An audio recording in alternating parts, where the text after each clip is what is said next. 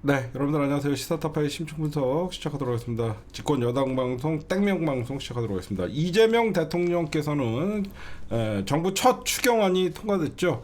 그래서 이제는 민생의 시간이다. 민주당도 같이 얘기를 하고 있고요. 이재명 대통령께서 오늘 추경을 의결을 하면서 여러분들 참 보면 주말도 일하시는 그 공무원들 얼마나 힘들겠습니까?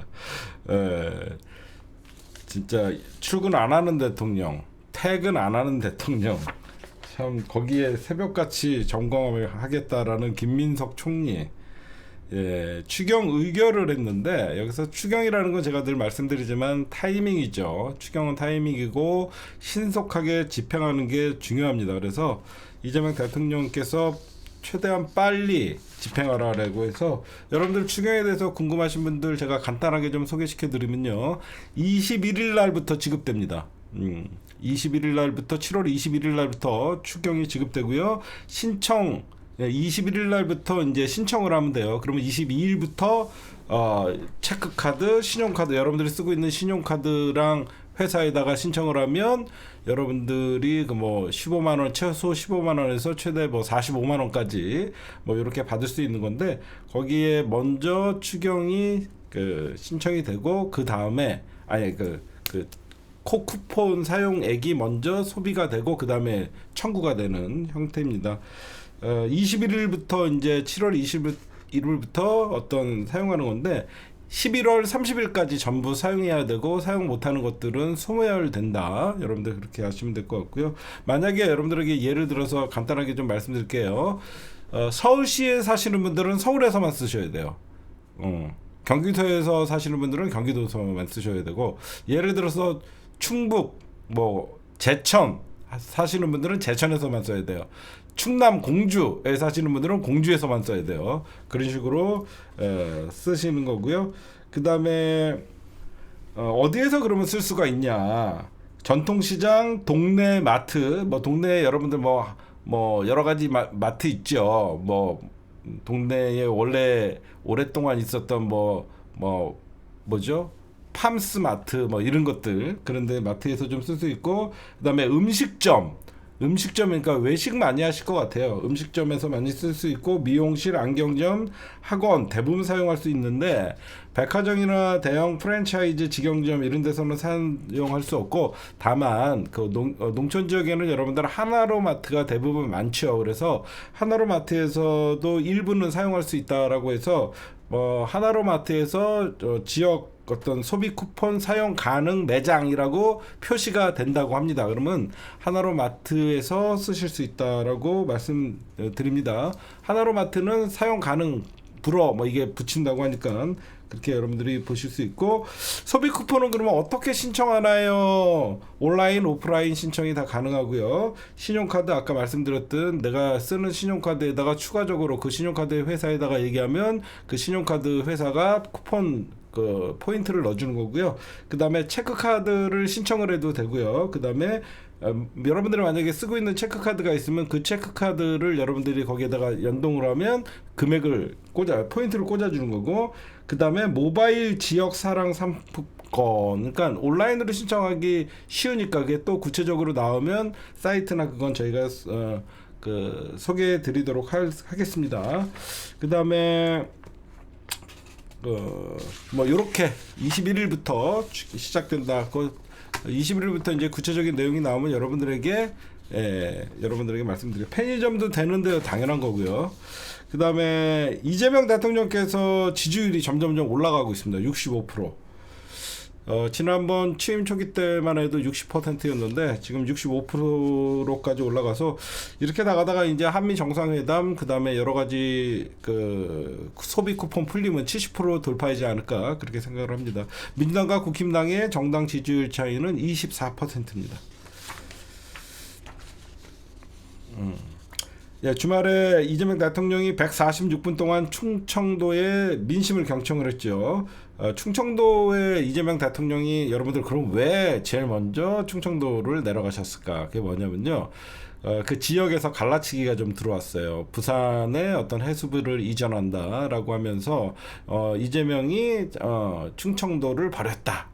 행정수도 이동 같은 것, 다른 것들은 내팽개치고 어떤 충청도가 이번에 이재명을 지지해줬는데 오히려 부산을 더 챙긴다 이렇게 얘기를 하면서 사실 집권 초기에 대선 때 이재명 대통령을 지지했던 지지율보다 한 10% 정도 충청에서 지지율이 좀 빠졌었어요. 물론 지지율 때문에 이재명 대통령이 내려간 건 아니고 행정수도 약속 지키겠다. 그 약속을 하기 위해서 여러분들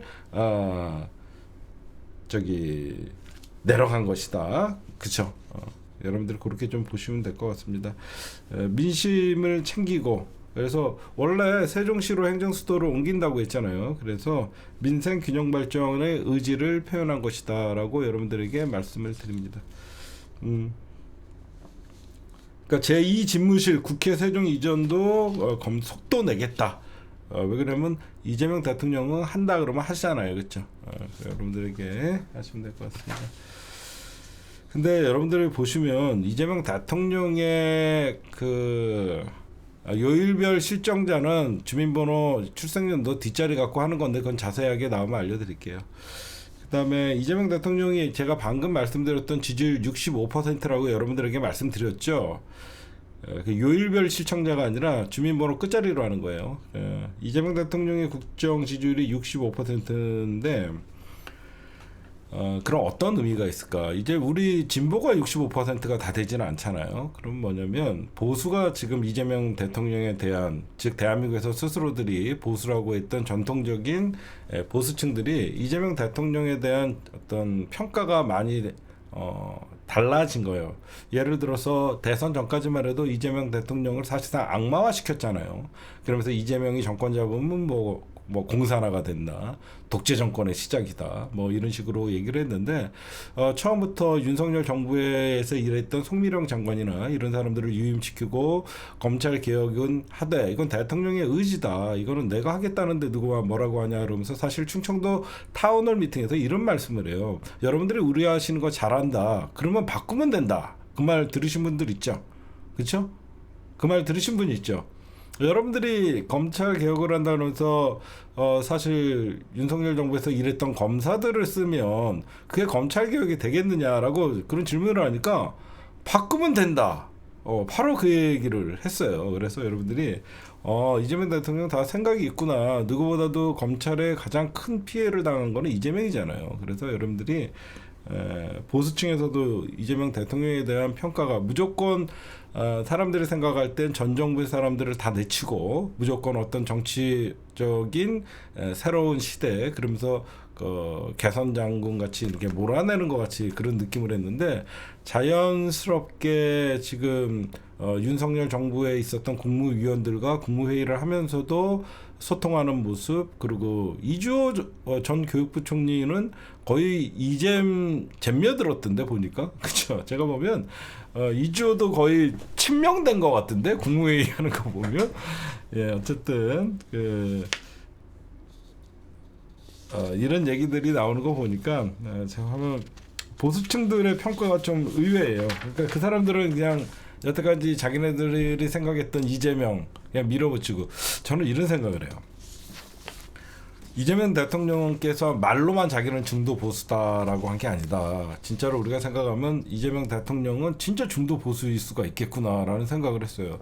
왜 그러냐면 대한민국의 진짜 중도 보수는 민족주의적 사고와 국가와 민족을 위해서 더 열심히 일하는 그런 사고를 갖고 있는 사람들이 그리고 변화에 대해서는 천천히 하지만 어떻게 보면 이재명이 진짜 중도 보수의 가치를 진짜 입으로만 한 게 아니구나, 저는 그런 생각을 조금 합니다. 그래서 지금 왜 그러면 과거 김대중 대통령이나 노무현, 김대중, 문재인으로 이어지는 우리 민주 정권과 이재명은 뭐가 다른가, 저는 좀 생각을 해봤어요.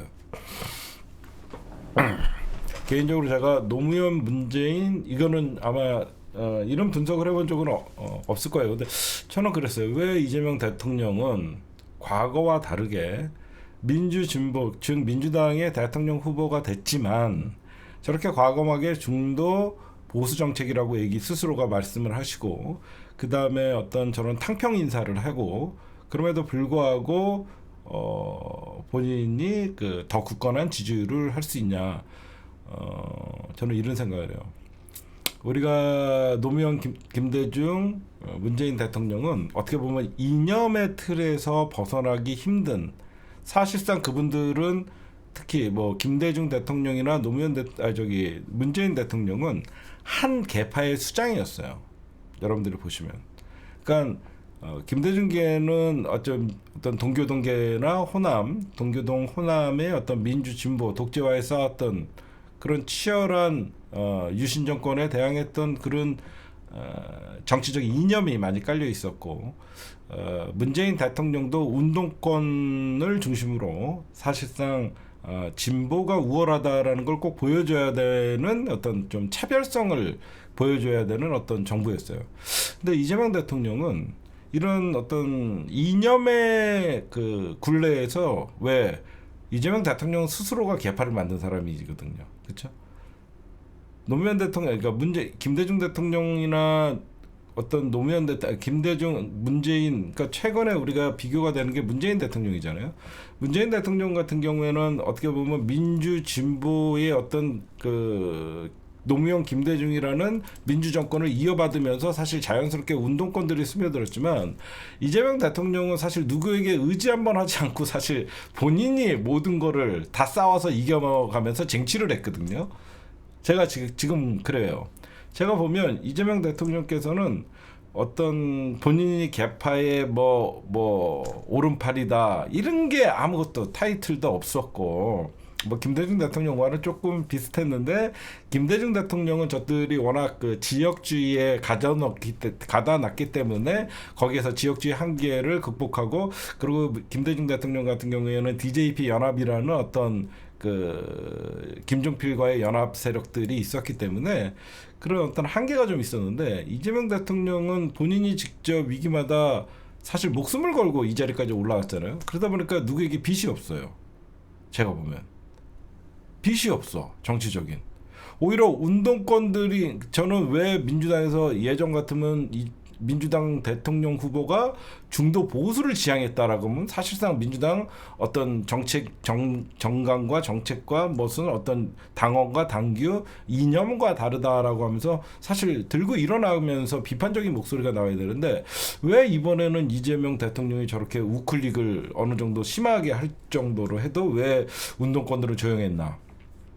어떻게 보면 운동권들은 이재명 대통령에게 제가 보면 빚을 진 거예요.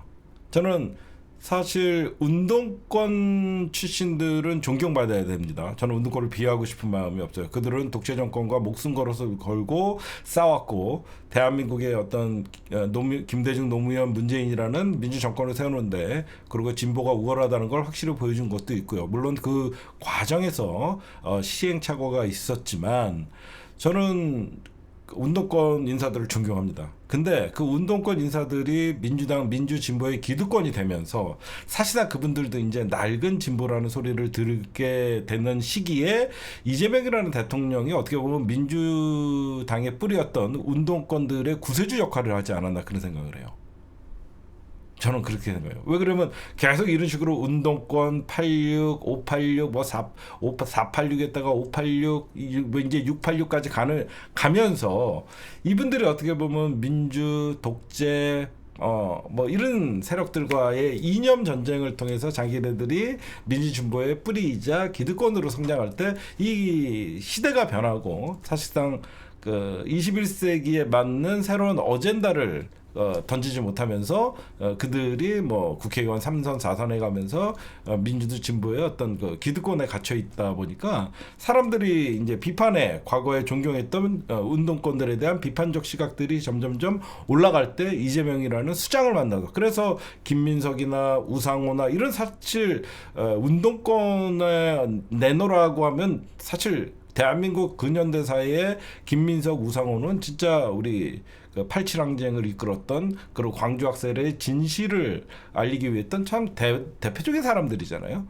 근데 이런 사람들이 오히려 이재명 대통령을 더 옆에서 호의하고 보지하는 거, 그런 것들을 보면 어떻게 보면 민주당의 뿌리였던 진보 운동권, 이 사람들의 한계를 보이기 시작했고 그 한계를 사실상 이재명 대통령이 보완을 해주고 나타나면서 민주진보 운동권들의 왜 그러면 그들은 자연스럽게 여태까지 반독재 반민주 세력들과 싸웠던 사람들이기 때문에 쉽게 우클릭을 할 수 있는 그 기반이 안 돼 있어. 그 사람들의 정치적인 기반이 그 운동권의 이념적 편향적인 시각이 좀 있었는데 이재명 대통령이 리더로 오면서 이 사람들이 자연스럽게 자기네들이 하고 싶어도 못했던 우클릭이나 중도 외연 확장이나 이런 것들을 자연스럽게 펼쳐가는 과정이 됐던 것 같아요. 제가 지금 보면.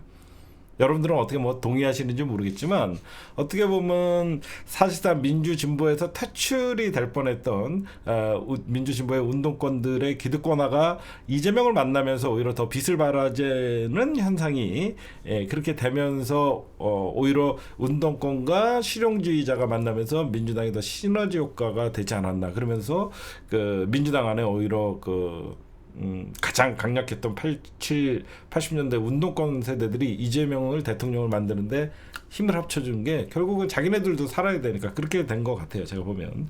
그리고 이재명 대통령은 특히 외교적인 면에서 저는 그러니까 우리가 과거에 그러니까 가장 제가 달라진 외교는 뭐냐면요. 늘 우리 잘못했다는 게 아닙니다. 사실 저는 민주 진보 운동권과 어떻게 보면 저도 꼰대 정치 분석가예요. 꼰대예요. 저도 80년대 운동권들에 대한 사상에 많이 젖어 있던 사람이고 반유신, 반민주 세력들과의 그래서 저는 그냥 대한민국의 악의 축은 국민의힘이라고 생각하는 사람이에요. 그러니까 묻지도 말고 따지도 말고 저런 광주학살 그리고 반민주 저런 독재 세력들의 후세들이 어떻게 정치를 해야 되냐 그냥 단순히 그거였단 말이에요. 근데 그거에 이제 점점점 시대가 변하면서 한계가 드러났거든요. 지금의 20대의 보수와 극우와는 어떻게 보면 이런 낡은 기득권에 쪄져 있던 그 타성이 어떤 우리가 잘못된 그러니까 우리가 더 전진해 나가고 새로운 변화에 민감하게 했어야 되는데 그거의 변화에 잘 못하다 보니까 뭐 20대들이 극우화됐다면 저는 그런 것도 운동권의 책임이라고 생각해요. 그냥 20대의 뜨거운 가슴과 차가운 머리가 있을 것이다라는 아니란 생각을 갖고 있다 보니까 여러 가지 정권을 잡았을 때 우리가 좀 안일하게 대처하지 않았나 생각을 하는데 제가 왜 특히 외교 분야에서 이재명 대통령이 기존에 있던 우리 민주진보의 정권과 다르다고 생각하냐면 우리 민주진보의 정권은 사실 단순했어요. 일본과의 관계는 그냥 가깝고도 먼 나라 이게 그냥 상식적으로 이렇게 해야 된다. 우리가 정권 잡으면 일본과 너무 가까이 지나면 그냥 친일 소리를 듣는다. 왜 그러냐면 우리가 국힘당과 정치적으로 싸울 때 늘 얘기하는 게 뭐냐면 친일적 사고 국힘당은 친일파 그렇죠? 반민족 행위자들 일본을 감싸고 미국을 숭배하고 이걸로 우리는 늘 어떤 자주적인 국가 이런 걸로만 늘 이념적으로 쌓았거든요. 저는 이재명 대통령을 보면서 깜짝 놀란 게 그러니까 민주진보 진영에서 여태까지 얘기할 때 그런 과정에서 늘 일본과의 마찰은 뭐냐면 과거사를 반성 먼저 해야 된다. 과거사 반성 없이 한치도 미래로 나갈 수 없다라는 게 사실 민주진보 진영의 가치였어요. 근데 이재명 대통령은 과거사는 과거사고 경제협력은 경제협력이다. 이걸 과감하게 얘기하는 거야. 응? 이게 예전같이 만약에 노무현 대통령이 이런 얘기를 했다 그러면 매국노라는 소리 들었을 거예요. 제가 들어보면. 그렇죠? 아마 노무현 대통령 때 우리 국민들이 아직 노무현 대통령이라는 정치적 철학자의 생각을 못 따라갈 때 만약에 일본과의 좋은 관계를 유지해야 된다. 응? 과거사는 과거사고 경제적인 것이다 라고 이렇게 얘기했으면 노무현 너 그러려고 뽑아서 그렇게 하면서 엄청난 공격을 받았을 거예요. 근데 지금 보면 외교적인 것들을 보면 진짜 내치 지금 우리 국내 정치도 보면 다양성을 존중하고 진짜 왜냐면 이거는 이재명 대통령이 굉장히 자신감이라고 저는 생각을 해요. 내가 지금 정권을 잡았기 때문에 내가 지금 할 수 있는 건 다 할 수 있다. 그러니까 너무 걱정하지 말아라. 그런 과감하게 그 지금 인사 정책이나 그러니까 우리가 처음에 우리도 여러분들 저는 조국혁신당이 처음에 검찰 인사나 여러 가지 어떤 전 정부 사람들을 쓸 때 조국혁신당이 가장 세게 비판을 했죠. 그런 비판은 여러분은 건전한 비판이라고 생각합니다. 비판을 했지만 제가 이런 생각을 했어요. 저 비판이 과거 문재인 정부에서 저런 비판이 들어오면 되게 아팠을 거야. 좀 제 말이 좀 두서가 없죠. 좀 이해를 해주세요. 만약에 문재인 대통령이 지금 정권을 잡았는데 저렇게 윤석열의 검찰을 쓰고 그랬으면 되게 아팠을 거야. 민주 진보 진영에서의 인사 문제나 그런 거에. 근데 이재명 대통령이 어떤 인사를 하니까 아프지도 않고 걱정이 안 돼. 왜 그러면 조국 혁신당도 어떻게 보면 운동권 출신들의 어떤 더 민주당보다 더 왼쪽에 있는 그런 생각을 갖고 있는 사람들에서 그런 비판은 겸허히 받아들이되 이재명 대통령이 이런 얘기를 하잖아요. 응? 다 알고 있다. 다 알고 있는데 오히려 내부의 개혁을 할 때는 아는 사람들을 데려다가 외부의 힘으로 해야 된다. 이런 얘기를 할 때 보면 야 뭔가 다르다 저 사람은. 응? 진짜 우리가 너무 그러니까 조국혁신당이나 나나 우리가 너무 뻔한 생각만 했다. 그냥 시원한 말하고 시원한 발언하고 윤석열과 세게 싸웠던 사람들만 뭉치면 저들을 박멸할 수 있다라고 생각했는데 제가 가장 여러분들 감동받고 내가 깜짝 놀란 게 뭐냐면 송미령 농축산부 장관이 신동욱이한테 공격을 받더라고. 국힘당 받으면서 이런 얘기를 해요. 정권이 바뀌었다고 신동욱이가 이런 얘기를 해요. 정권이 바뀌었다고 철학이 바뀝니까? 라고 하면서 이런 얘기를 해요. 그러니까 송미령이 이런 얘기를 합니다. 철학이 바뀐 게 아니라 상황이 바뀐 것이다. 그 얘기를 하면서 깜짝 놀랐어. 그러면 송미령이 얘기하는 상황은 무엇일까? 송미령이 얘기할 때는 정권이 일할 수 없는 상황이었다라는 그런 의미로 저는 해석을 합니다. 그냥 위에서 까라면 까는 듯이 장관들은 병풍 세워놓고 다 먼저 정해놓고 자기네들은 장관이라는 그냥 배지 장관이라는 국무위원회 타이틀만 갖고 있었는데 지금은 정말로 자기가 하고 싶은 농업을 위해서 여러 가지 상황이 바뀌었다라고 대답을 하더라고. 그럼 어떤 상황이 바뀌었냐? 일할 수 있는 상황을 얘기하는 거죠. 제가 볼 때.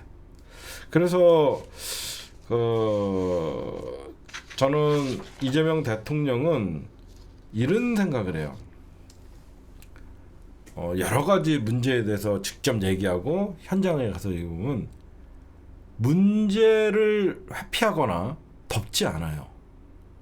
과거 여러분들 우리 민주 진보 정부에서 좀 찝찝한 것들이 있었어요. 어떤 문제가 생기면 우리도 좀 모르쇠로 얘기 안 하고 그냥 덮고 이런 것들이 있었는데 특히 저는 누구보다도 문재인 대통령을 존경합니다. 근데 문재인 정부에서 제가 가장 아직도 이해가 가지 않는 게 있어요. 단 하나. 세월호 참사의 진상규명을 적극적으로 하지 않았어요. 그건 제가 존경하는 문재인 대통령이었지만 그 정부에서 왜 그랬는지를 이해할 수 없었어요.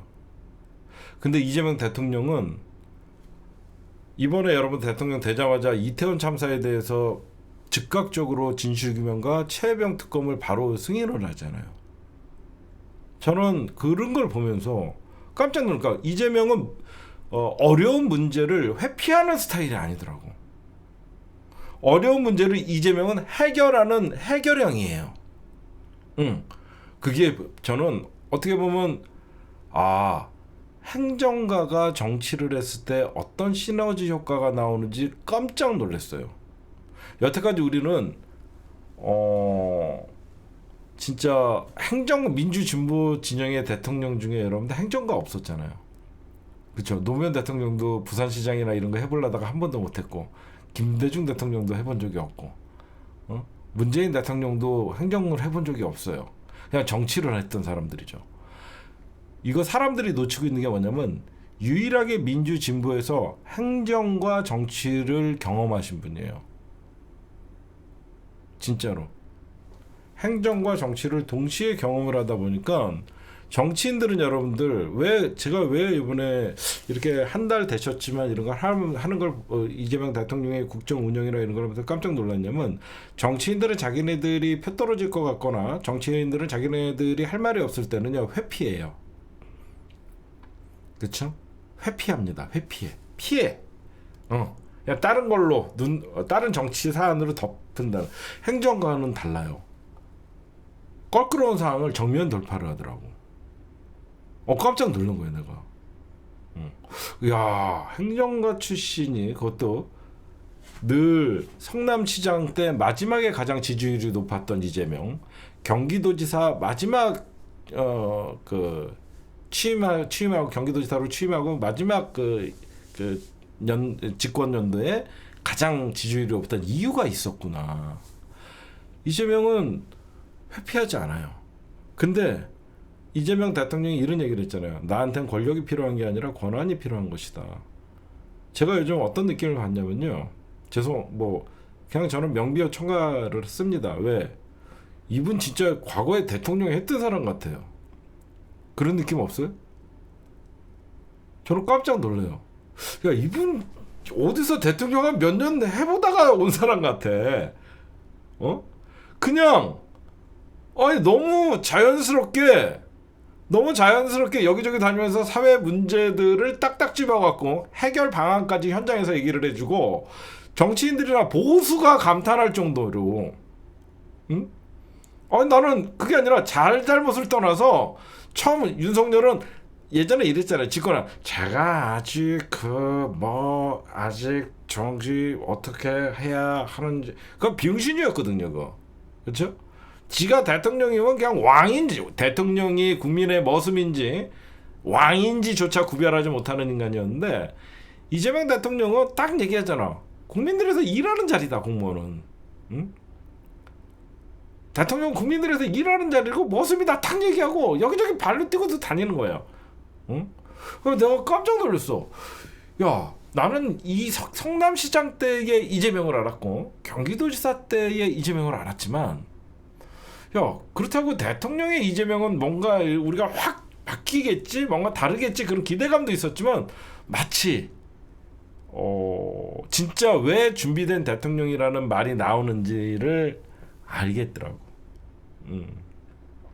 진짜로. 그래서 제가 왜 이재명 대통령의 국정 지지율이 조만간 70%를 찍을 것 같냐 그러면 보수에서 뭘로 깝니까? 이재명을 뭘로 까요? 정치 못한다? 뭘 못하는데? 외교를 못한다? 뭘 못하는데? 부동산 한방에 조지. 이재명이라는 그 닉네임에 어떤 뒤에 붙는 말이 수식어가 뭐냐면 이재명은 합니다예요. 원래 지난 대선에서 사실 이번에 우리가 대선에서 이겼지만 지난 대선에서 캐치플레이드는 이재명은 합니다였어요. 그럼 뭐야? 이재명 대통령이 한번 말을 뱉으면 어떤 저항이 있어도 이재명은 헤쳐나간다라고 하니까 시장이 먼저 움직이지 못해요. 야, 대통령이 아직 여러 가지 카드가 있대. 야, 부동산 특위 글렀다. 끝나는 겁니다.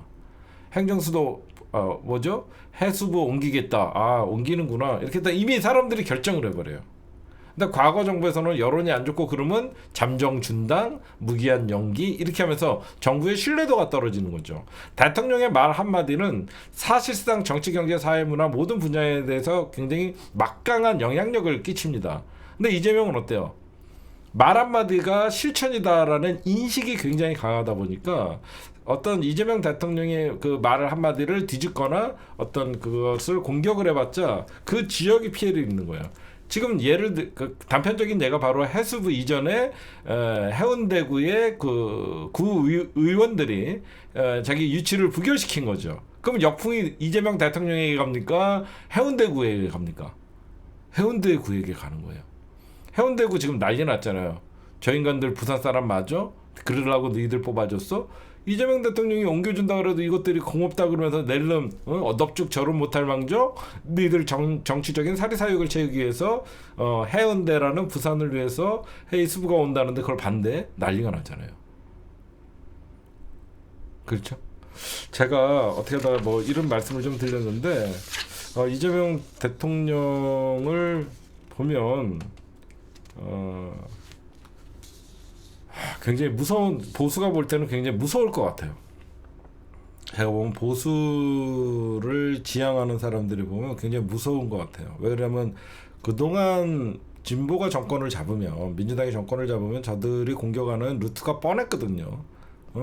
어떤 친중, 그 다음에 그 좌파 이런 식으로 공격을 했는데, 그런 이념으로 늘 공격을 하고 여러 가지 어떤 그 낡은 그 공격 프레임으로 뭘 민주당과 방어하기 급급했는데, 지금 오히려 제가 요즘 보면 어떠냐면요, 대통령은 여태까지 민주 진보의 후보 중에서 가장 뛰어난 대통령이 전 나온 것 같아요, 솔직히. 근데 저쪽의 공격이 뻔해요. 어떻게 보면 민주당의 정치 신동이 나와서 대통령이 됐는데, 저쪽의 공격은 노무현 때나 김대중 대통령 때나 노무현 대통령 때나 문재인 대통령 때나 공격 루트가 뻔하다 보니까 이재명 대통령이 거기에 말려 들어가질 않아요. 제 말 이거 여러분들 공감하세요?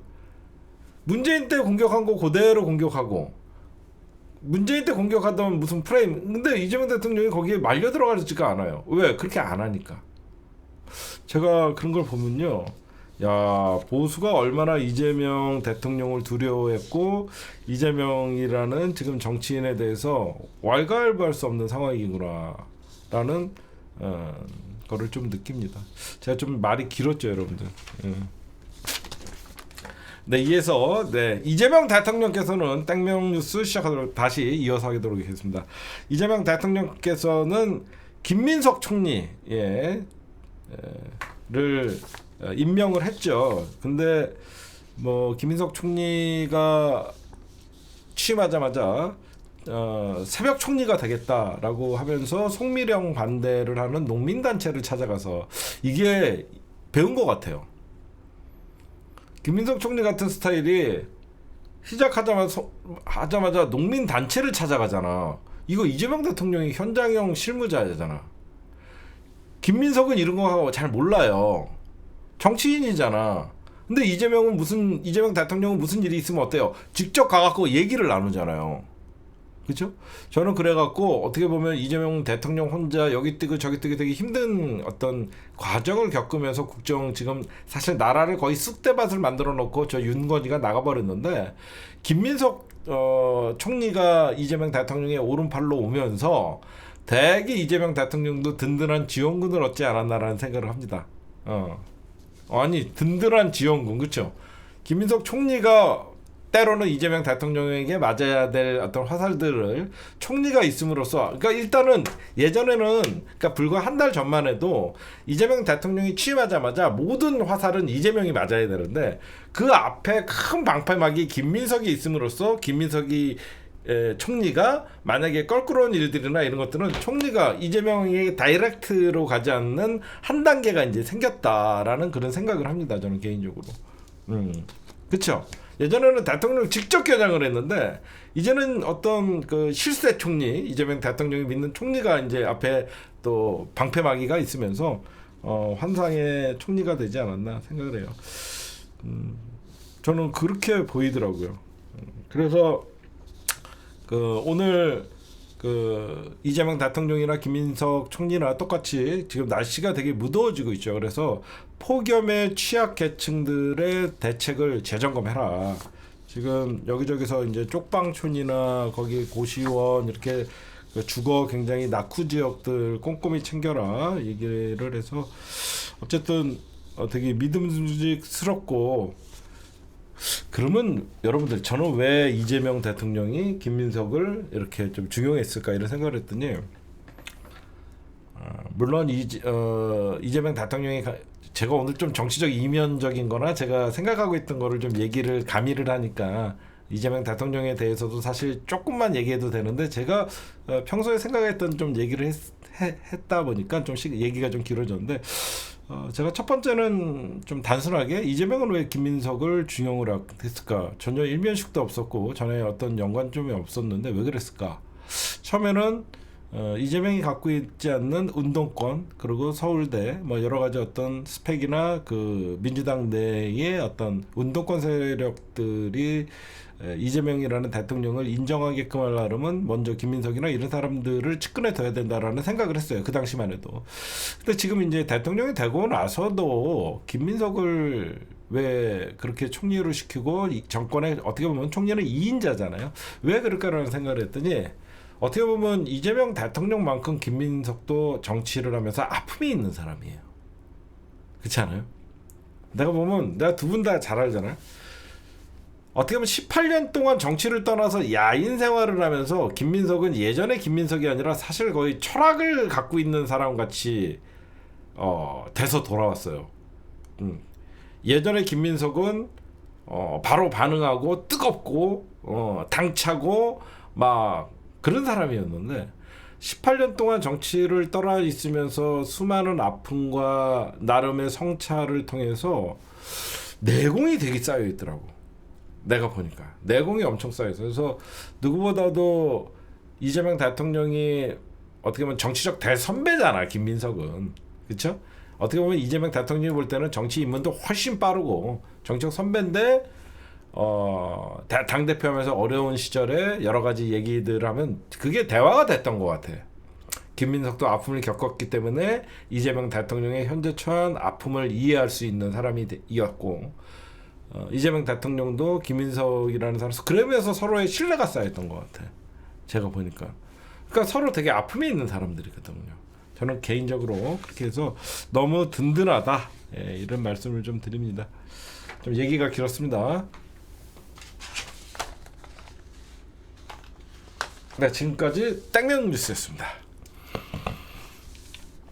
네, 그 다음에 민주당 얘기로 좀 넘어갈게요. 네, 민주당에서 여러분들 저는 이거는 좀 얘기를 해줘야 될 것 같아요.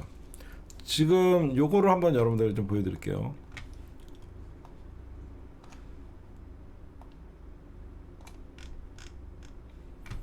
어떤 분들이 여러분들 이런 얘기를 하더라고요.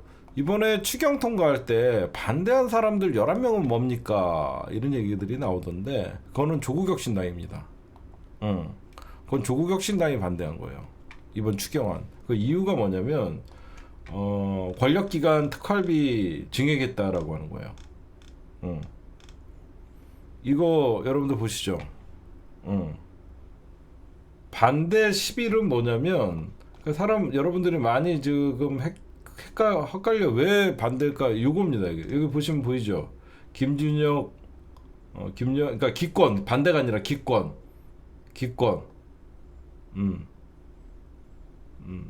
뭐 여기도 강경숙 용해인 뭐 이런 애들 이거 뭐냐면요 반대가 아니라 기권 이거 저거예요. 이것도 굉장히 저는 좀 이분들한테 기권하신 분들한테 한 말씀 좀 드리고 싶어요. 이재명 대통령께서 검찰 특활비 복원뿐만 아니라 사실 여러분들 중요한 거는요. 이번 추경안에는 대통령 비서실, 법무부 감사원, 경찰청 등 4개의 특수활동비 100억 원 가량이 반영됐고요. 그 다음에 그 당시에 민주당은 당시 전액 삭감했던 대통령실 국가안보실 특수활동비를 41억 원이 편성됐고 검찰, 경찰, 감사원 특활비도 일부 복원이 된 거예요. 검찰 개혁한다라고 하면서 검찰 특활비 줬다. 이 바보들아. 우리가 정권 잡았는데 나는 진짜 이거 왜 반대하는지 모르겠어요. 아니 계엄 이후에 계엄령이나 꾸미고 있는 대통령실의 특활비를 그러면 민주당이 그 당시에 놔둡니까? 안 그래요? 아니 민주당이 계엄령 선포하는 그런 정당의 예산을 대통령실, 비서실, 법무부, 감사원, 경찰청 이런 예산을 특수활동비를 놔둡니까? 바보들 아니에요? 당연히 정권이 바뀌었잖아요. 그럼 민주당의 대통령실에서 당연히 일할 수 있게끔 특활비가 기존대로 있어야 되고 검찰의 특활비도 검찰 개혁을 위해서 필요한 예산이 있을 거 아닙니까? 응? 다만 검찰 특활비 부활 안 된다고 주장하시는 분들에게는 이런 말씀을 드리고 싶어요. 검찰 특활비 부활이 왜 안 된다고 외치십니까? 투명하지 않아서 그렇잖아요.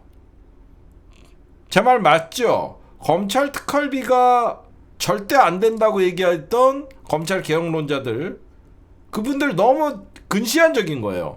검찰 특활비 안 된다는 거 여태까지 검찰 특활비로 지내 회식하고 술 처먹고 뭐 그 명절날 떡값 주고 그러다 보니까 국민의 혈세로 마구마구 영수증 처리도 못하는 그런 마구 쓰는 돈들에 대한 문제를 제기한 거잖아요.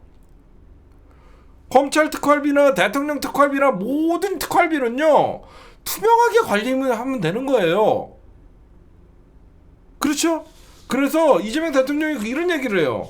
책임 있게 쓰고 소명하면 된다. 응? 책임 있게 쓰고 소명하면 된다. 근데 무조건 정권이 바뀌었는데 대통령실이 윤건희 정부입니까? 지금 이재명 정부 아니에요. 어? 나는 이거 반대하는 사람들이 이해가 안 가요. 지금 윤석열 정부인지 아직도 착각을 하고 있나 봐. 새로운 정부의 특활비 일할 수 있게끔 해줘야죠. 응? 그러니까 이것들은 얼마든지 여러분들 책임있게 쓰고 소명을 하면 되고 특활비는 투명하게 공개를 하면 되는 겁니다. 그래서 감사원의 기능을 국회로 옮기려고 하는 거예요. 이제 아시겠죠? 대통령 감사원을 대통령실에 밑에 있다 보니까 검찰과 대통령실이 하나가 됐던 윤석열 정부가 망가지는 걸 봤잖아요. 그래서 감사원의 기능을 국회에서 지휘할 수 있게끔 해놓으면 국회에서 얼마든지 감사원을 통해서 국회 어떤 감찰이나 권력기관들의 특활비의 내용을 충분히 관리 감독할 수 있죠. 그래서 이재명 대통령도 감사원을 좀 국회로 옮겼으면 좋겠다 이런 얘기를 하는 겁니다, 여러분들. 그렇게 하시면 될 것 같아요. 저는 그런 생각을 해요.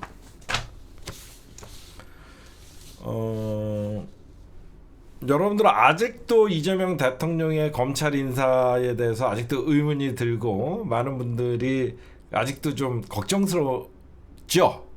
분명히 걱정스러우신 분들은 이제 저는 많이 해소됐다고 생각합니다. 대통령께서 직접 내가 챙기겠다. 말하들면 바꾸면 된다. 이렇게 얼마 전에 그 타운홀 미팅에서 말씀을 하셔갖고 검찰 인사에 대해서 여기저기 얘기했던 그 너무 고정적인 단편적인 시각을 보다가 이재명 대통령의 철학이나 이런 것들을 들으면서 그러니까 이재명은 당할 사람은 아니에요. 그렇죠? 여러분들 보셔도. 그러니까 제가 계속 얘기했잖아요. 이재명 대통령의 저건 자신감이다. 응? 저는 중앙지검장 뭐 친윤 검사다, 뭐 여기 검사다 이런 얘기를 할 때 아니 뭐 양부남 의원이나 이건태 의원님이나 뭐 김기표 의원님이나 나와서 검찰에서 일하다 보면 몇십 년간 일하다 보면 같은 부서에서 일을 안 할 수는 없다. 왔다 갔다 보면 언젠가 만난다.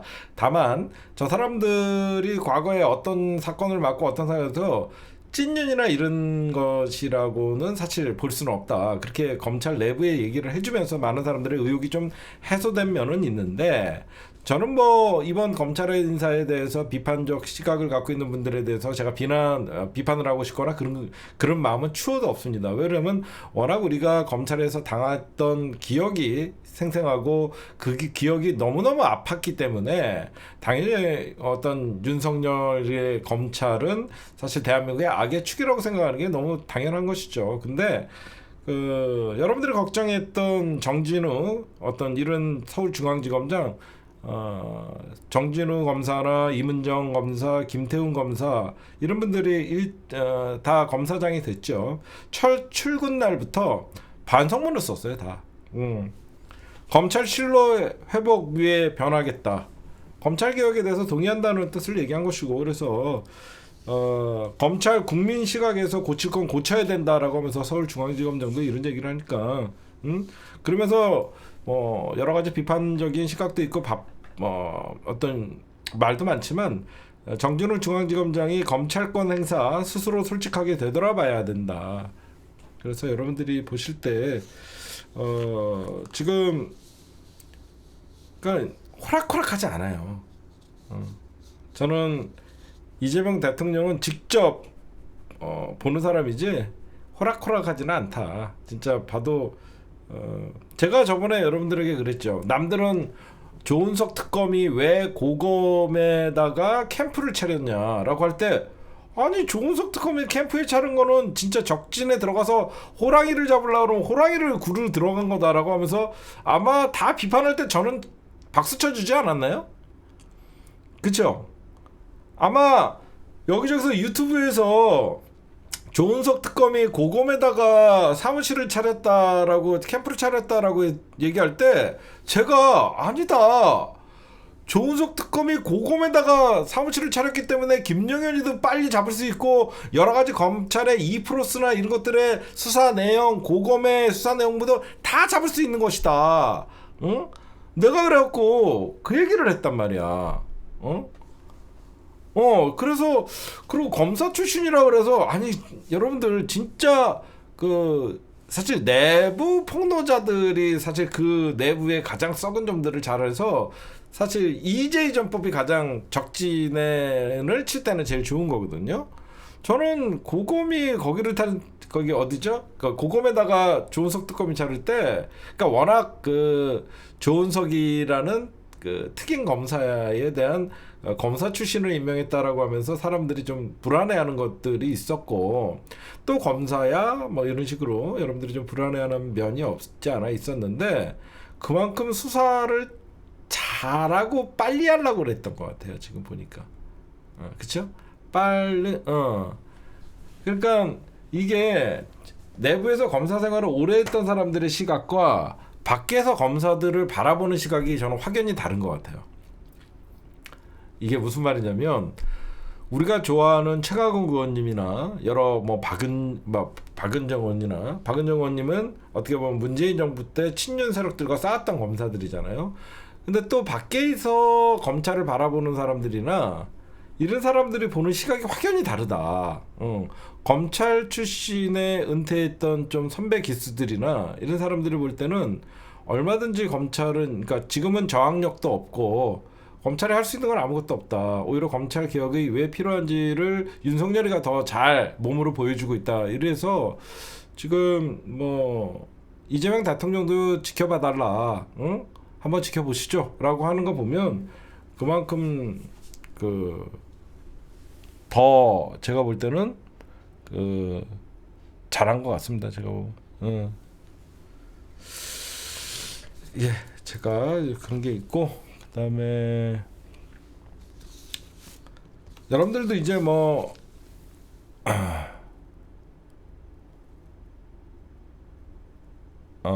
알겠습니다.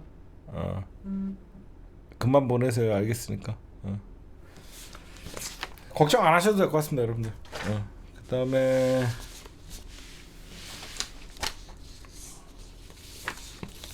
이거는 얘기했고,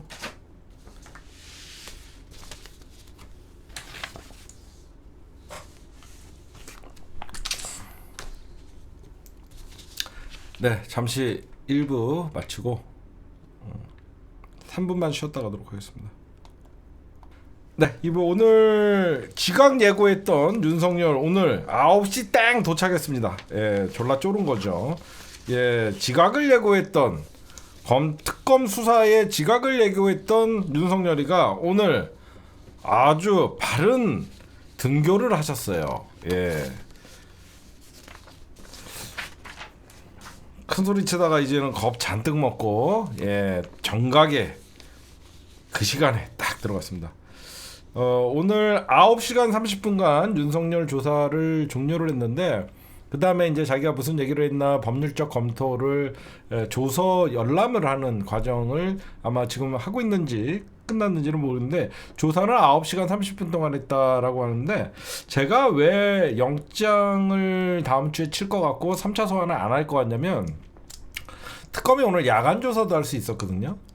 특검이 야간 조사를 할 수 있었는데, 됐다, 조사 다 됐다 라고 하면서 야간 조사 필요 없다, 특검이 먼저 야간 조사를 안 해도 된다라고 얘기했다는데, 저는 좀 주안점을 두는 거거든요. 특검이 만약에 더 필요했다라고 하면 오히려 특검이 야간 조사도 합시다라고 얘기를 했을 텐데, 죄송합니다, 제가 탄산수를 먹었더니 특검이 야간 조사가 필요 없다. 그래서 오늘 9시간 반 조사를 하고 저는 다음 주에 영장을 칠 것 같아요. 이유는 그러면 오늘은 어떤 조사를 했냐. 지금 오전에는요 여러분들 9시 그냥 들어가자마자 바로 조사했잖아요. 뭐 예우고 지랄이고 없습니다. 앉자마자 내란 수계를 무슨 예우로 합니까. 9시 4분부터 조사를 해서 오후 6시 34분까지 점심은 설렁탕을 처먹었다고 합니다. 특검에서는 도시락, 예전에 그 공수처에서는 도시락을 먹었었거든요. 설렁탕을 쳐 드셨대요. 오전에는요 체포 방해 혐의, 너 예전에 그 법원 영장 집행하러 갔을 때 특수단이 너 그거 방해한 거 네가 지시한 거 아니야, 그거를 집중적으로 물었고요. 오후에는 계엄 전후 과정 플러스 외환 혐의. 애초에 야간 조사가 예상됐지만 특검 쪽은 이날 준비한 모두 확인했습니다. 오늘 저희가 준비한 것은 필요한 거는 다 확인했습니다 라고 하면서 야간 조사 필요 없습니다 하면서 특검이 필요 없다라고 얘기했대요. 오늘 특검이 국무위원들을 상대로 윤석열을 조지기 전에 그 전날 여러분들 누구누구 불렀냐면 이주호, 그 다음에 산자부 장관, 과기부 장관 유상임, 그 다음에 안덕근 산자부 장관. 얘네들은 뭐냐면 얘네들은 전화를 못 받은 사람들이에요. 오히려 윤석열한테 전화를 못 받아갖고 국무회의에 참석하지 않은 사람들입니다. 그래서 오히려 윤석열이가 누구에게는 전화하고 누구에게는 전화를 안 해서 오히려 이 사람들의 윤석열의 직권 남용의 피해자가 아니냐라는 식으로 오히려 반대의 어떤 생각을 해서 오히려 참석 안 한 사람들을 불러다 조졌어요. 그 다음에 특검팀이 결정적인 거 사후 비상계엄 선포문의 작성과 폐기, 그거를 여러분들에게 오늘 특검에서 여러 가지 윤석열에게 물어봤대요. 그리고 특검이 이걸 확보했답니다. 이게 오늘 12월 3일 비상계엄 선포문이었대요. 자세히 보시면 정부는 우리 국민의 자유와 어떤 뭐 행복을 약탈하고 자유 대한민국의 체제를 전부 기도하고 있는 파렴치한 종북 반국가 세력들을 일거에 척결하고 헌정, 이게 저거래요. 계엄의 종류 비상계엄, 계엄지역 전국, 이렇게 이게 저거였는데 비상계엄 선포문이 사후에 이거를 바꾼 겁니다. 그래서 이게 여기는 계엄사령관 사인이 있지만 여기는 국무총리, 국방부 장관이 있잖아요. 그래서 이거를 확보했기 때문에 이거는 한덕수도 바로 걸리는 거죠. 그래서 이거를 이미 갖고 있고,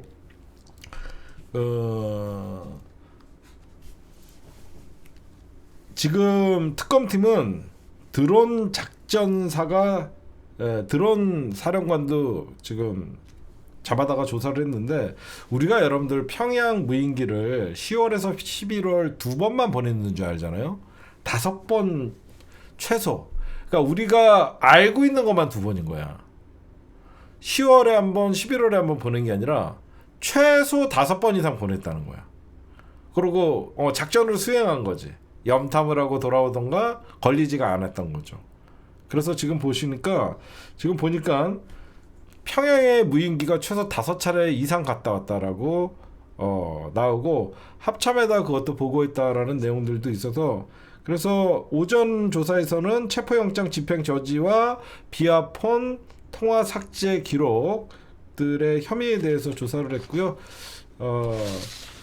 하여튼 오늘 제가 말씀드리고 싶은 것은 특검이 외환 혐의에 대해서 이미 군 쪽을 상당 조사를 했대요. 그러니까 우리가 여러분들 여태까지 그냥 외환죄 수사를 어떻게 하고 있나 잘 드러나지 않고 있잖아요. 그래서 특검이 그러면 외환죄에 대해서는 왜 브리핑이 적냐라는 그 특검 취재 기자들에게 어떤 질문을 받았더니, 외환은 비밀 사안이잖아. 그렇죠? 국가의 어떻게 보면 안보에 중요한 비밀이 새나갈 수 있기 때문에 특검은 이미 이 외환죄에 상당한 정보사령부, 드론사령부뿐만 아니라 여기 압수수색뿐만 아니라 이 사람들을 다 조사를 했대요. 그러다 보니까 말은 하지 않고 있지만 엄청난 것들을 갖고 있는 것 같아요. 그래서 지금 그러면 특검이 왜 외환죄에 초점을 맞췄냐? 그럼 여러분들 알다시피 외환죄는 당연히 윤석열의 이번에 추가 구속영장의 사유 중에 중요하게 큰 사건이죠. 그 전에는 뭐 체포 방해, 그러니까 특수공무집행 방해도 있고 직권남용도 있지만 외환죄는 굉장히 의미 있고 굉장히 큰 중죄죠. 외환죄를 건드리는 것은 윤석열을 타겟을 하는 건 당연하지만 그 이면에는 뭐가 있냐면 안보실을 겨냥하는 겁니다. 안보실. 그렇죠. 백마 장군님 말씀하신 것 같이 김태호가 누구죠? 안보실장이었잖아요. 안보 1차장이었잖아요. 외환죄를 기획한 것은 안보실이에요. 그 안보실의 핵심은 김태호거든요. 그래서 박지원 의원님이나 여기저기서 김어준 총수도 계속 김태호가 무슨 역할을 했을 텐데 김태호가 드러나지 않는다. 계속 얘기를 했잖아요. 김태호는 이미 북한의 도발을 기획했던 외환죄로 잡아갖고 외환죄는 여러분들 외환 미수죄만 걸려도 엄청나게 센 죄예요. 그래서 지금 특검이 외환죄 윤석열 혐의 상당수가 조사됐다라고 하는 거는 이거는 윤석열 말고도 대통령실의 안보실을 겨냥하고 있는 거예요. 안보실. 여러분들에게 좀 말씀드리고 싶으면 이게 뭐냐면 지금 놀라운 게 특검에서 여러분들 지금 어떤 것들이 발견되고 있냐면 외환죄는요 단순히 외환죄만 있는 게 아니라 외환유치죄랑 이적죄가 있대요. 외환유치죄와 이적죄가 있는데 이 중 가장 무거운 게 외환유치죄인데 이적죄가 여러분들 형법 제92조를 제가 좀 읽어드리면요. 외환유치라는 것은요. 외국과 통모하여 대한민국에 대하여 전단을 열게 하거나 그러니까 전쟁을 열리게 하거나 외국인과 통모하여 대한민국에 항적한 자는 사형 또는 무기징역에 처한다는데 지금 특검에서 어떤 것들이 있냐면 결국은 내란 세력들이 여러분들 비상계엄 선포문의 명분을 만들기 위해서 결국은 남북 간의 군사 충돌을 유도하려고 그랬잖아요. 그러면서 북방 한계석 NLL이나 이쪽에 아파치 헬기를 굉장히 다 보이게 고도 비행을 시켰고 북한에 유도를 했는데 그러면서 김영현 국방부 장관은 오물풍선을 날리면서 그런 것들을 제재하지 않았잖아요. 그리고 원점 타격 얘기를 했고 이상한 게 하나 나와요. 11월 말에 정보사령부 소속 공작원들이 몽골에 가서 전부 체포가 됩니다. 이게 무슨 말이냐면 우리나라 정보사령부의 정보사령 소속의 공장 요원들이 몽골 울란바토르의 현재 정보기관에서 몽골에서 체포가 돼요. 나는 이게 뭔가 봤어요. 이 요원들이 주 몽골 북한 대사관과 접촉을 하려고 그랬던 거야.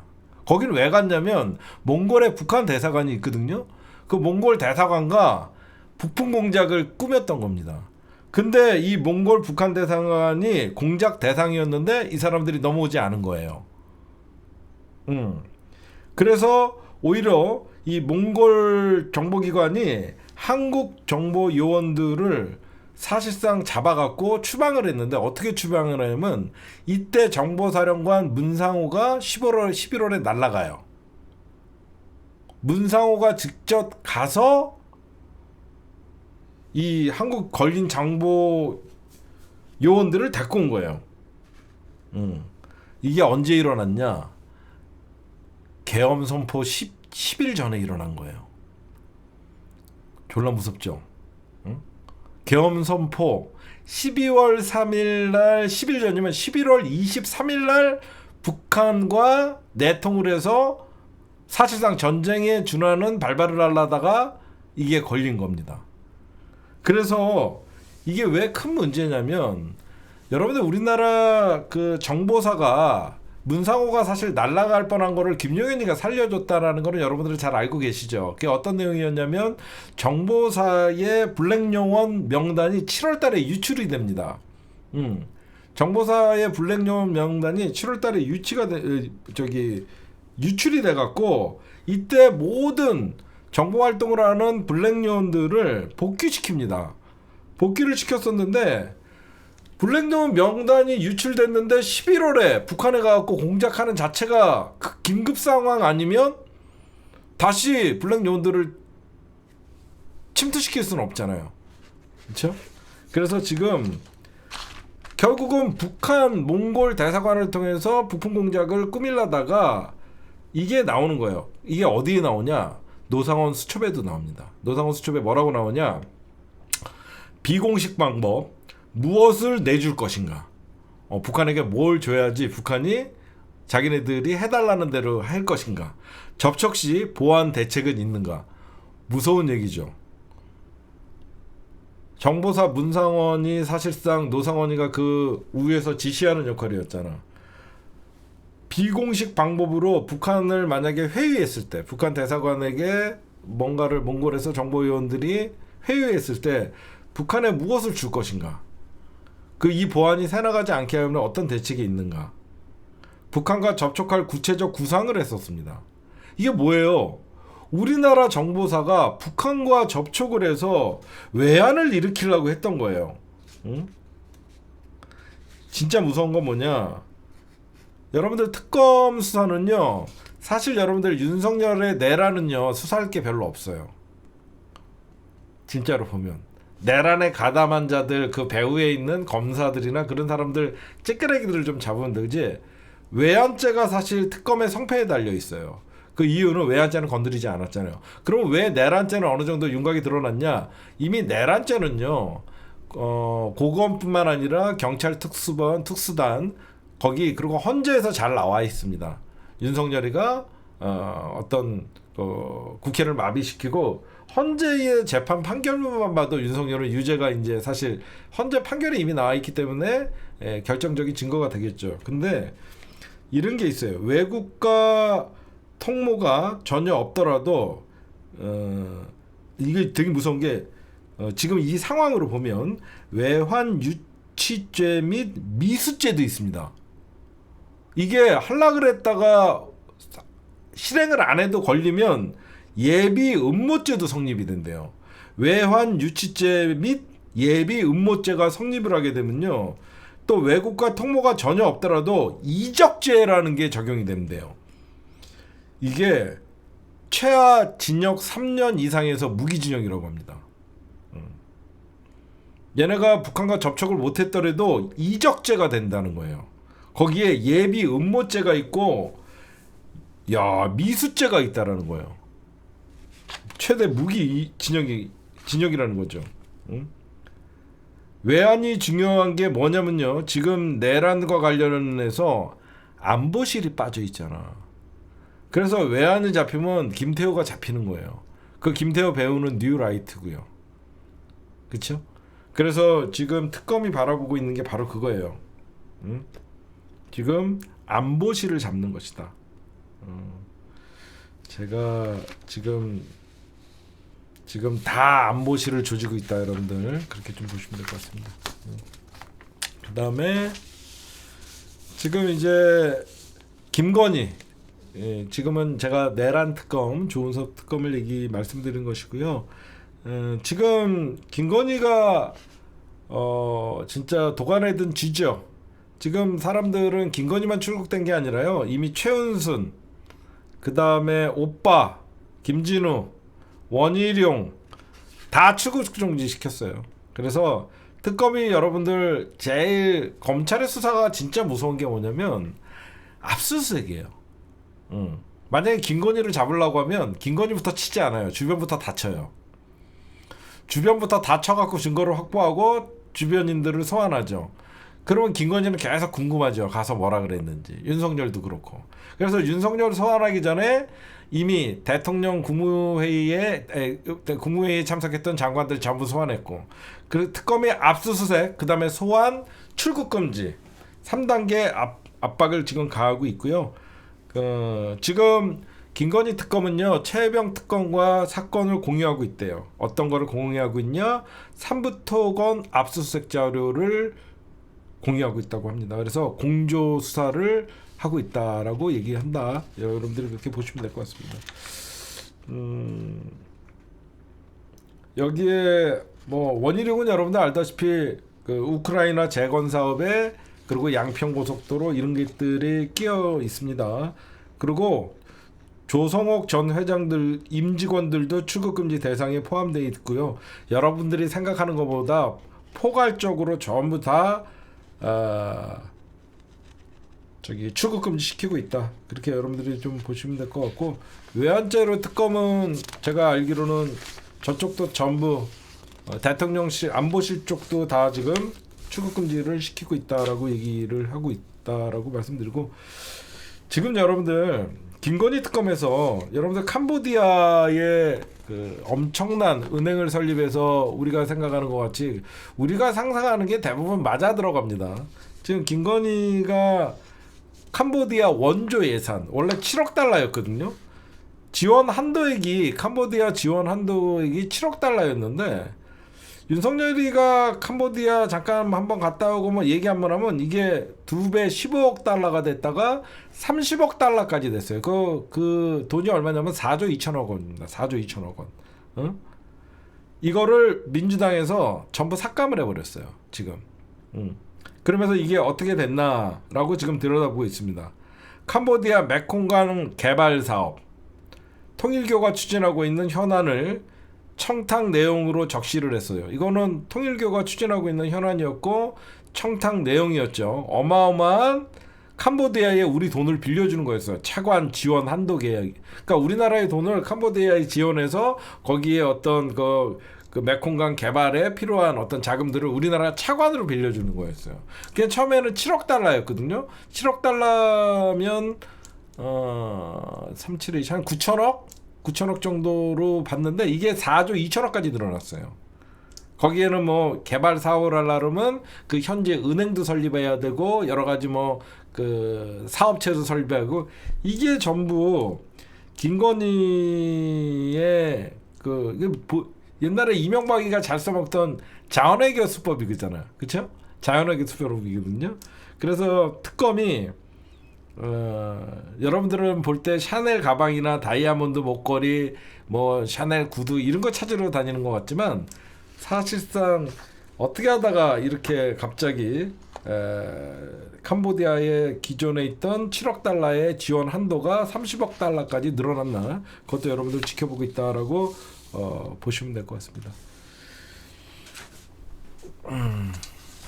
이미 아마 다음 주 정도에 제가 보면 특검이 3차 소환을 할 수도 있는데, 제가 보면 오늘 저녁 때 야간 조사가 필요 없다라고 하면서 윤석열을 돌려 보냈다는 것은 특검이 윤석열을 다음 주에 영장 칠 것 같아요.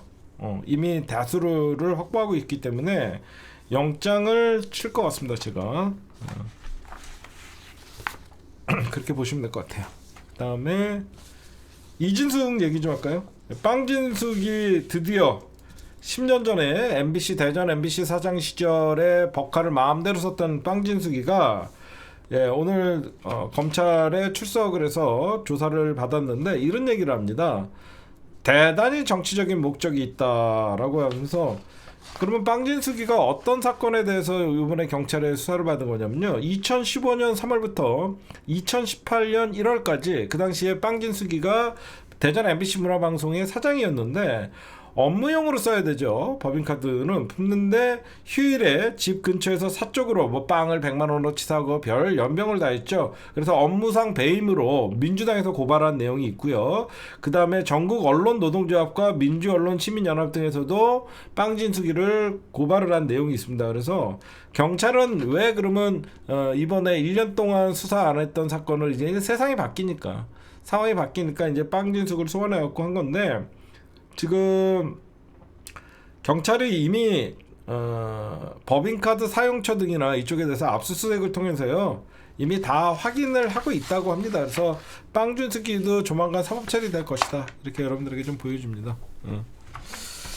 그다음에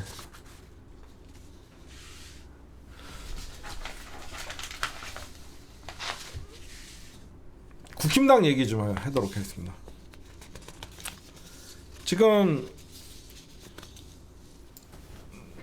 전문 바지 안철수가 내가 탁대니엔 담입니다. 지금 혁신위원장이 되셨어요. 지금 아무런 권한도 없는 2달짜리 혁신위원장이에요. 혀에 보톡스를 맞아갖고 발음이 안 좋아지셨는데 요즘 보니까 대선 기간마다 애가 좀 이상해지는데 이번에 보톡스가 좀 많이 풀린 것 같아요. 근데 여러분들 혁신이라는 건 사실 제가 늘 얘기하지만 인적 청산이거든요. 인적 청산인데 과연 권한도 없는 안철수가 어떻게 인적 청산이 가능하겠냐 이런 얘기들이 나오고 있는데 친한계에서는 안철수 혁신에다 중진들 총선 불출마 정도 선언은 나와야 되지 않겠냐. 이거는 친한계도 참 바보들만 모였는지 지금 송석현 맞나요? 뭐 내가 요즘 땡명 뉴스를 하다 보니까 국힘당 사정을 잘 모르다 보니까 이거 지금 송원석 원내대표로 앉힌 이유도 결국은 국힘당 구세력 친윤 세력들이 내년 지방선거랑 총선에 나가기 위한 포석이거든요. 그럼 안철수를 앉힌 것도 국힘당 중진들이나 자기 권력을 유지하기 위해서 안철수 같은 바보 안철수를 앉힌 거예요. 근데 중진들이 뭐하러 불출마를 선언을 하려고 저런 혁신을 하겠습니까? 저는 국힘당의 너무너무 변하지 않는 저런 태도가 너무 박수 쳐주고 싶고, 사실 국힘당이 혁신을 하거나 뭔가 변화를 하려고 그랬으면 당무감사부터 했어야 돼요. 당무감사를 통해서 어떻게 새벽에 김문수에서 한덕수로 그 어떤 대선 후보가 바뀌는 과정이나 누구의 입김이었고 그런 것들을 조사해서 사실 권선동, 권영세, 나경원, 윤상현 뭐 이런 애들 사실 쳐야 되는데 당무감사도 안 하면서 무슨 혁신을 합니까? 말 같지도 않은, 결국은 친윤 생명 연장에 불과하다. 그러면 이거는 뭐 기대할 것도 없다라고 여러분들에게 말씀해드리고, 뭐 중진이 불출마를 한다 그러면 한동훈 걔가 아직도 친윤을 그렇게 모르나 그런 생각을 하고, 이건 쇼에 불과하다. 안철수는 쇼고. 그 다음에 한동훈이 같은 경우에는 여러분들 좀 이상한 거 없어요? 한동훈 요즘 조용하죠.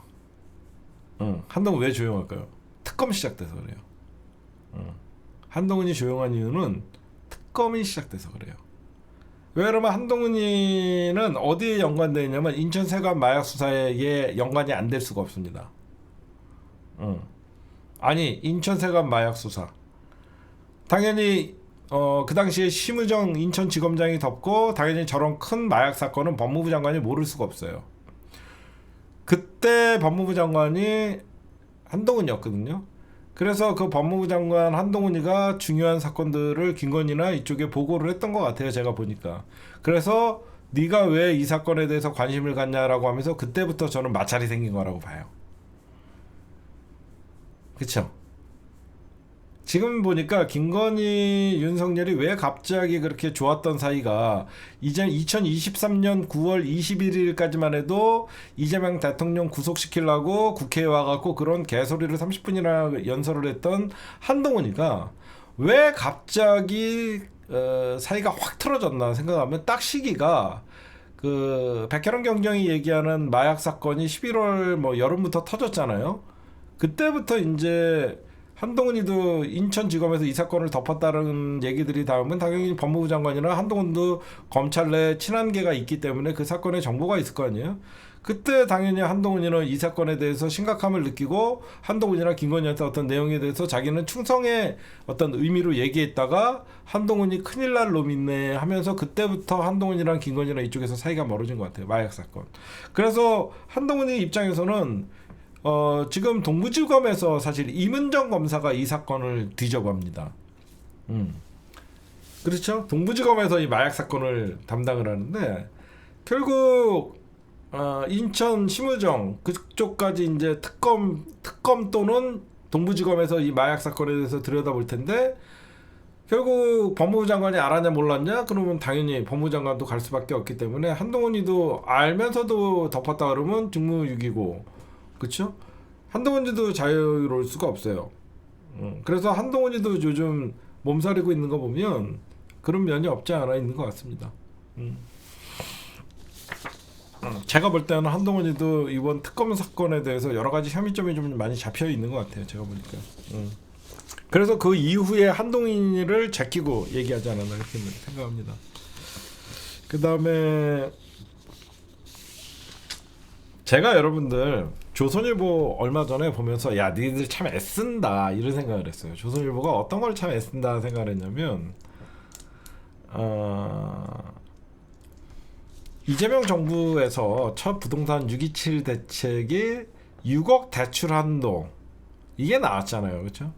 사실 6억 대출 한도면 우리가 처음 집을 구입하거나 그런 사람들한테 6억이면 대출 충분하잖아요, 여러분들.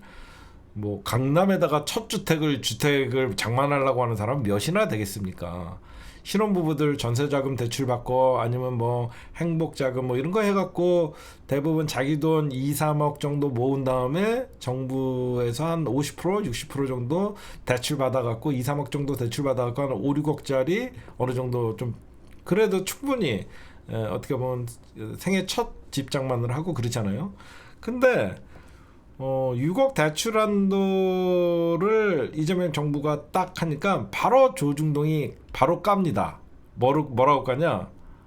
사실상 서울에 있는 12억 원 아파트 이제는 못 사. 바보들입니다. 응? 이거 보수 언론인지 진보 7대 쓰는 프레임이에요.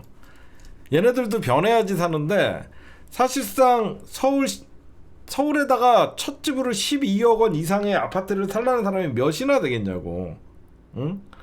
나는 이거를 보면서 야 얘네들 진짜 깔 게 없나 보다. 응? 진짜 이런 거 보면서 응? 그러면서 예를 들으면서 조선일보가 한 사람이 누구냐면 동작구에 거주하고 있는 39세 부부들을 얘기해요. 동작구에 거주하고 있는 39세의 부부를 예를 드는데 이 사람들의 월 소득이 1,000만 원이래요. 월 소득이 1,000만 원이야 둘이 부부가. 근데 자기네들은 10억 대출을 원하고 있는데 6억 원이 대출로 돼갖고 나머지 4억 원을 어디서 구하냐 이런 기사야. 그 사람들이 생각할 때 진짜 첫 집 장만할 때 겨우 2, 3억 또는 1, 2억 모아갖고 경기도 주변에 3, 4억 또는 좀 저렴한 조금 있으면 좀 평수가 늘면서 5, 6억 정도 이렇게 아파트를 사는 게 꿈인데 얘네들이 얘기하는 거는 강남 그러니까 고소득 강남 부자들까지 챙기는 이 참 조중동의 이런 프레임을 보면서 참 불쌍하다라는 생각이 들어요. 월소득 1,000만 원이면요 대한민국 상위 10%예요. 대한민국 상위 10%의 집 마련도 걱정해주는 조선일보입니다. 바보 같은 새끼들이에요. 그러니까 니네가 지는 거예요. 그 다음에 제가 저번에 여러분들에게 이런 말씀을 좀 드렸어요. 그 어떤 말씀을 좀 드렸냐면 제가 이대남 극우화 이런 얘기를 하면서 저번에 그 뭐였죠? 그 포털이 뭐죠? 이대남 무슨 뭐더라? 그 까먹었네 요즘 정신. 그 뭐였죠? 그 사이트 이름. 이준석이가 맨날 본다는 사이트가 뭐였죠? 이준석이가 맨날 팸코. 팸코라는 사이트에 대해서 이제 좀 봤잖아. 응? 근데 지금 왜 그러면 이대남 뭐 이렇게 하면서 그런 것들을 극우화되냐? 저는요 이런 생각을 했어요. 이대남의 극우화가 아니라 대한민국 전체가 여러분들 보수화돼 가고 있다고 생각합니다. 그 흐름을 이재명 대통령이 잘 파악한 거고. 그러니까 어디 가서 본인이 보수주의자입니까 진보주의자입니까 라고 물어보면 자기가 진보라고 얘기하는 사람보다 보수라고 얘기하는 사람이 배는 많아요. 그러니까 우리나라에서 진보 보수의 개념을 이제 정치의 이념으로 쓰는 거는 민주당이 이제 더 이상 먹히지가 않는다는 저는 그런 얘기라고 생각하는데 왜 그러냐면 우리나라는 이제 세계 10대 경제대국이고 일본의 GDP를 1인당 GDP를 넘어선 나라예요. 그러니까 우리나라가 지금 한 36,000불, 7,000불 돼요. 그러면 아무리 못 벌어도 1인당 뭐 1년에 한 5천만 원 가까이의 소득이 있는 나라예요. 그러니까 사람들이 고소득이 되면 될수록 지킬 게 많아지다 보면 그 사회는 보수화가 되는 게 맞아요. 우리 사회 전체가 보수화가 되는 것이지 저는 20대 남자들만의 보수화라고 저는 생각하지 않아요. 지금. 그러면 20대 남자들의 저는 보수화가 아니라 일부 구구들이 나머지의 어떤 그 20대들을 뭐 주도한다 그렇게 얘기하는 게 맞는 것 같고 거기 그 주도 세력이 뭐 펜코다라고 저는 얘기를 좀 하는데 그 분명히 우리가 침소봉대라는 말들이 나오기도 하고 제가 이런 것 같아요. 저는 예견된 거라고 생각해요. 지금 보면 왜 예견된 거라고 생각하냐면 제가 늘 얘기하는 게 민주주의와 자본주의는 충돌적 개념이라고 얘기하죠. 우리 사회가 사실 물질 만능주의가 되면서 우리가 정치적인 신념이나 이런 거를 벗어놓으면 모든 사람들이 사실 돈 버는 게 주 목적이에요. 그렇죠? 돈을 많이 버는 게 20대들의 어떤 그 가장 큰 가치가 돼버렸다는 게 가장 저는 보수 극우화되는데 커진 것 같아요.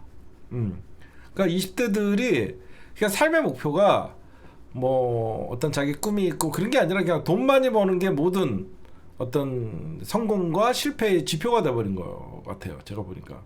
그러다 보니까 얼마 전에 어떤 여론조사를 보면서 제가 깜짝 놀란 게 10억 주면 사람도 뭐 감옥도 갈 수 있다. 이런 얘기들을 보면서 야 이게 진짜 이 물질 만능주의의 어떤 병폐가 이렇게 오는 거고 그리고 저는 그 펜코나 일베 20대 극우들 어떤 일반 아직 극우화되지 않은 20대들도 어떤 게 가장 큰 문제냐면 제가 이 사람들이 막 낄낄대고 웃는 것들을 본 적이 있어요. 직접 가장 제가 심각성을 느낀 거는 분명히 가짜 뉴스인데도 쟤네들은 그 뉴스가 진짜인지 가짜인지가 중요하지 않더라고.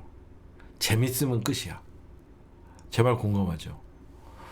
야, 내가 깜짝 놀란 게 얘네들 사이에서는 누가 희화화하고 재밌으면 그 어떤 뉴스나 그런 것들이 끝나는 것이지 거기서 이게 진실이냐 팩트 체크가 중요한 게 아니더라고. 그냥 재밌으면 되는 거야. 낄낄거리고. 응? 내가 그냥 물질 만능주의와 재미 그러니까 물질 만능주의에 편승해서 돈이 세상이 전부다라고 하면서 재미와 겹들여서 이 사회적 양극화가 심하면서 어떤 그 무한 경쟁 사회에서 그 풀 수 있는 그 스트레스들이 결국은 혐오 막 그런 데서 나오는 것 같고. 그러니까 제가 충격을 받은 건 뭐냐면 대한민국 보수나 태극기 부대나 극우들한테 얘기하면 때에 따라서는 독재가 민주주의보다 낫다는 얘기를 해요.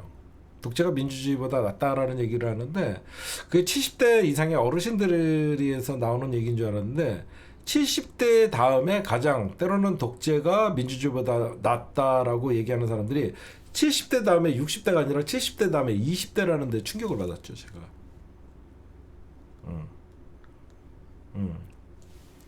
70대 다음에 20대가 독재가 민주주의보다 낫다라는 얘기가 생각을 갖고 있다. 그리고 우리나라는 먼저 우리가 좀 어떤 극우냐 보수냐 이 구분이 명확하지가 않아요. 어디까지를 보수로 보고 어디까지를 극우화로 봐야 되냐. 이것도 좀 시급한 것 같고.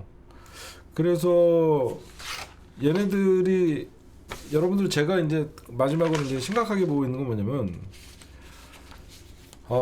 저는 이 지금 현상이 좀 위험하다고 보는 게 원래 극우화가 되는 거는요.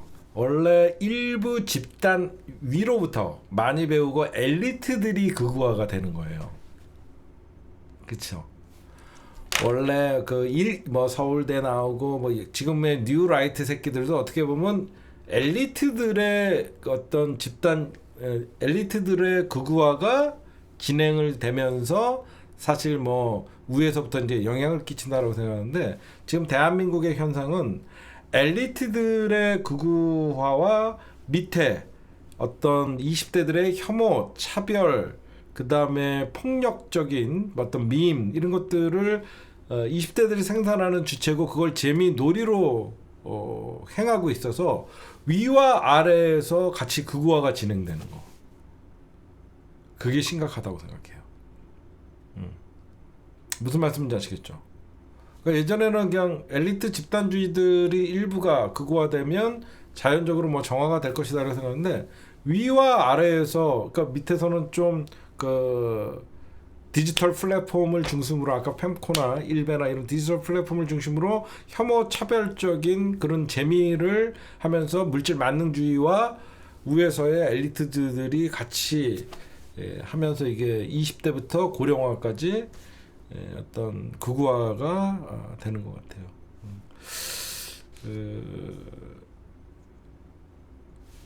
제가 그러면서 20대들의 어떤 재미 이 얘기를 하면서 제가 참 한편으로 좀 씁쓸했던 게 뭐냐면 이 사회가 극우화되면요 어떤 현상이 벌어지냐면 인간을 차별하고 억압할 뿐만 아니라 제가 늘 얘기하는 건 타인의 고통을 즐깁니다.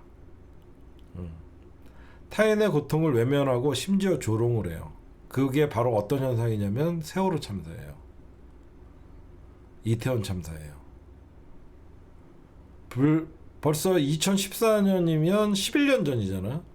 그러니까 이게 그때부터 심각한 이명박 때 시작했던 극우화가 이 벌써 우리 사회에 벌써 10여 년 거의 한 15년 이상 이제 뿌리 깊이 지금 박히고 있는 게 이게 약자의 고통을 외면하면서 조롱하는 사회가 된 거예요.